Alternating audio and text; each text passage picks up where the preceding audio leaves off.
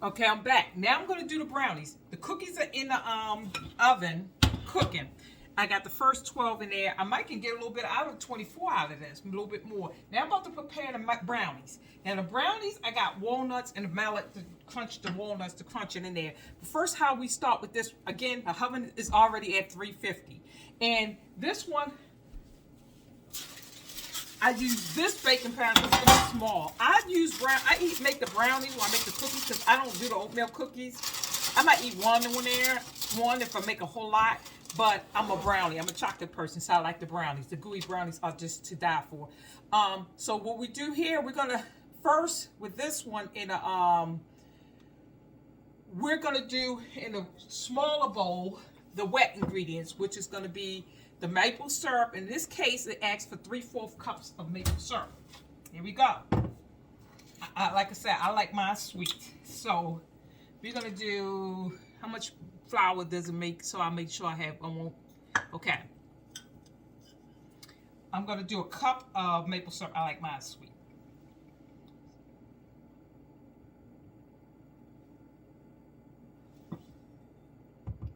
Which is, I'm only gonna make myself a regular because see, I only double it in size if I'm gonna make a big batch for Rick and I to eat, if Rick gonna eat some of it, or if somebody else. Sometimes I let people taste it because they can't believe it, and then they say, wow, this is pretty good. I used to make a lot of things like the sweet potato muffins and take them to work, and people at work was just like, these are pretty good.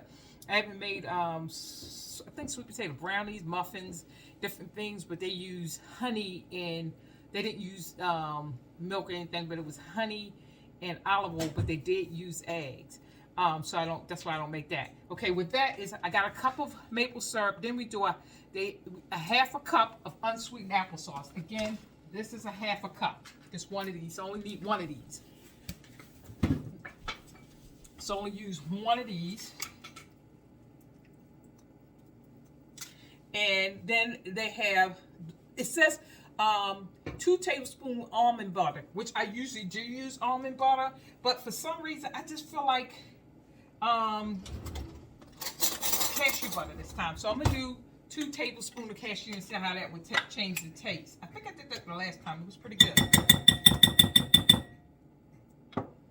That's one.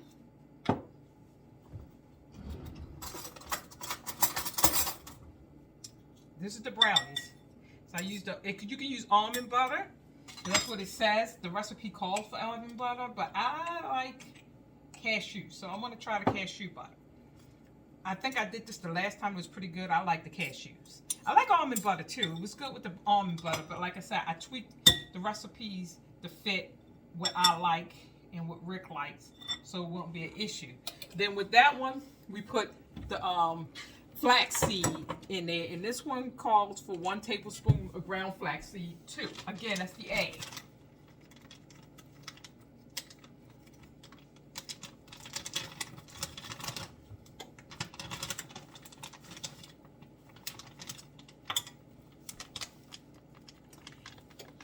And then this has the vanilla, which it's 1 teaspoon of vanilla extract. Again, I'm doing this one batch, so the 1 teaspoon will work for me.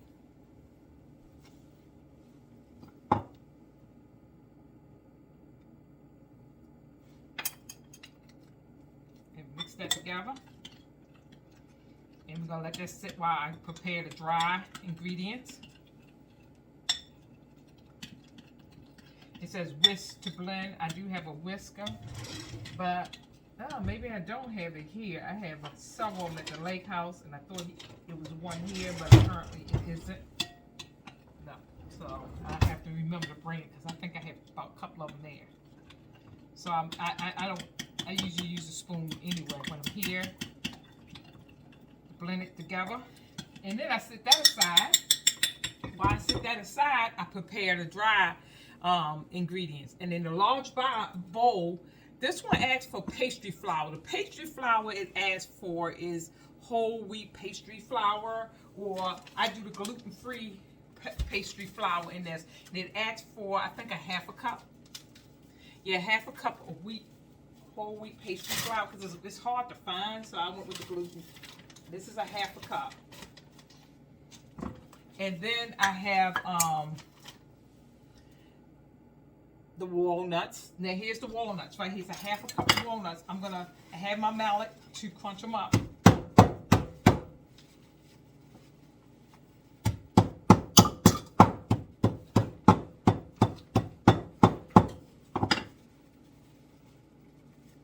I had whole almonds, walnuts, raw walnuts, and I crushed them up with a mallet. Put them in a paper towel, and I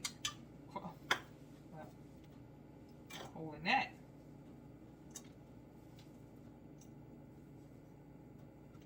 And you put that in there, and the cocoa powder.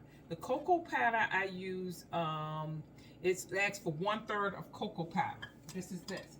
And I have several of them, but this one I like. This one, bacon cocoa. There's no sugar added. It's just plain cocoa. I have an organic one I use too I like it from Food Lion. That's the only one I've seen. I think it's Food Lion. Or it might be Kroger's. I don't remember. Was it Kroger's, Walmart, or Food Lion, Rick? What? The cocoa powder, the organic. I think it was Food Lion, wasn't it? I don't know. And then it asks for 1/4 teaspoon of baking powder. I'm checking the time for the cookies. Cookies look good, they're not. 1/4. It asks for 1/4 teaspoon of baking powder, which is right here. Got the baking powder.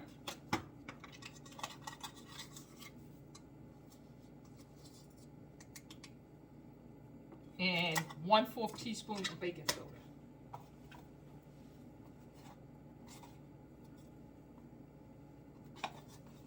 I'll link the recipe to the bottom.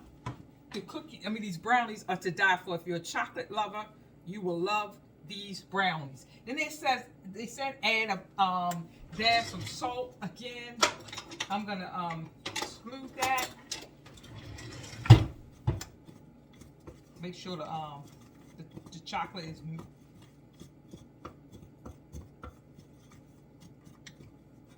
So far, the cookies have been in the oven for 10 minutes exactly, and like I said, I give it 13 to 15 minutes. And I'm gonna pull them out just to look at them because I try to keep an eye out for them. Make sure they still. So I give it like 15 minutes. So we already have 10 minutes in, and look how quick. This is the first batch, and look how quick it's taking me to make the brownies. And like I said, that'll be done by the time I'm ready to either take the first batch out. This will be in, and this bakes for about 30 minutes. I think it's 30 minutes. 30 minutes. And then once I've gotten that all done, I add the wet ingredient gently into this. And then I put the chocolate chips in too. That's what this is. And these are the non-dairy ones.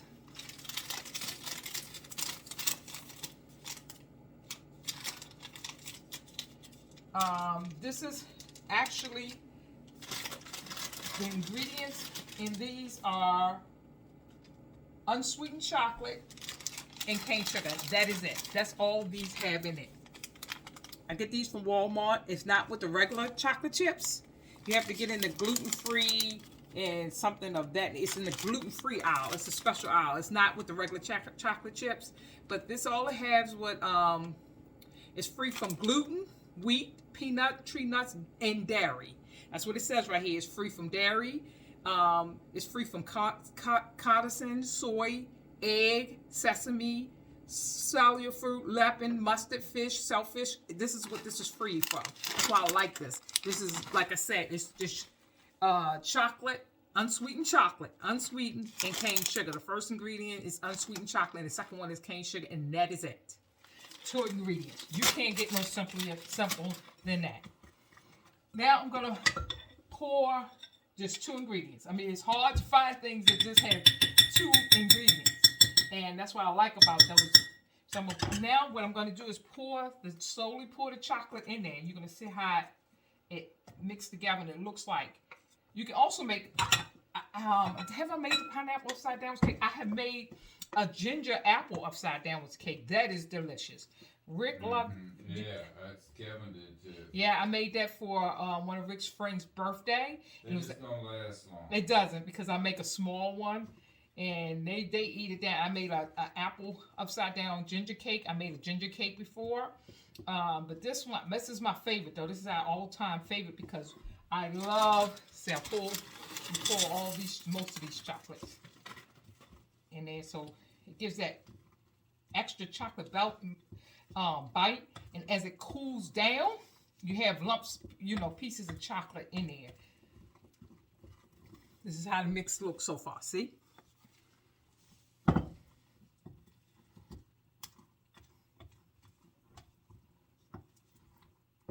I wonder why I put the wet ingredients. I meant to put the wet ingredients in a bigger bowl, but I didn't. But that's okay. This is a smaller batch, but normally I would have made a bigger batch and it would have been reversed, and I did this wrong. So I put it in the smaller bowl. That's why I said, "Ooh, it's not giving me much stirring room." So, but I realized why. I said, "Ooh, this looks like a smaller bowl." So now it's ready. All I do is pour, no grease, no oil. I just pour it in the parchment paper, and it works the same, and it no problem, no sticking, and no oil free.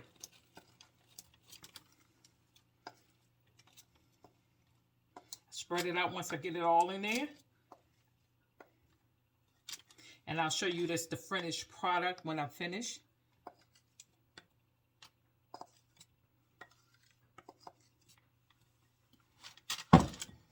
Spread it so it can fill a pan.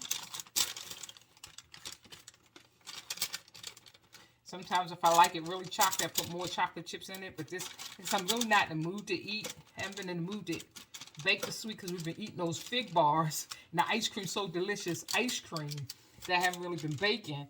But I had promised I was going to do a video with how, to bake vegan. So that's why I said, well, I need to do it. Because I've actually had someone text me and said they're waiting for my vegan cooking, and they said, "Let them, when am I going to post some vegan cooking?"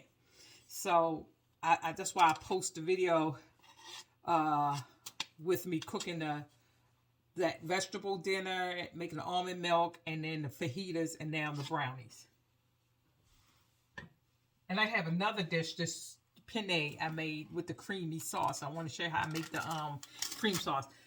And it's about 1 minute before the 15 minutes is up for the other batch. And guess what? The brownies are going in. And like I said, I'm going to put the other ones in. By the time I finish with the other one, this is almost half done. So, till you see when I pull it out. Okay, these are the oatmeal cookies.